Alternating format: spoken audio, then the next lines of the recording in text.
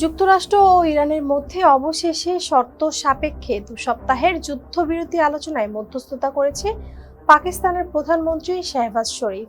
এই 2 সপ্তাহের যুদ্ধবিরতিতে সম্মতির পর কৌশলগতভাবে গুরুত্বপূর্ণ হরমুজ প্রণালী ব্যবহারকারী জাহাজ থেকে টোল আদায়ের পরিকল্পনা নিয়েছে ইরান ও ওমান। ইরানের আধা সরকারি তাসনিম নিউজের প্রতিবেদনে বলা হয়, এ সময় প্রণালী দিয়ে চলাচলকারী বাণিজ্যিক জাহাজের উপর নির্দিষ্ট হারে ট্রানজিট ফি আরোপ করবে এই দুই দেশ, যাতে একমত প্রকাশ করা হয়েছে। জানা গেছে, সংগৃহীত অর্থ যুদ্ধের ক্ষয়ক্ষতি পুষিয়ে অবকাঠামো পুনর্গঠনে ব্যয় করবে ইরান। তবে ওমানের পরিকল্পনা এখনো স্পষ্ট নয়।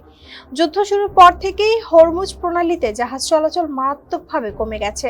বর্তমানে আগের তুলনায় মাত্র 5% জাহাজ এই পথ ব্যবহার করছে। আন্তর্জাতিক প্রতিবেদনে বলা হচ্ছে, প্রতিটি জাহাজ থেকে সর্বোচ্চ $20 লাখ পর্যন্ত ফি দাবি করা হচ্ছে। তবে এখনো কোনো জাহাজ মালিক এই অর্থ পরিশোধ করেছে কিনা তা নিশ্চিত হওয়া যায়নি। এতক্ষণ সাথে ছিলাম আমি শম্পা আক্তার। ফেস দ্য পিপলের সাথে থাকার জন্য ধন্যবাদ।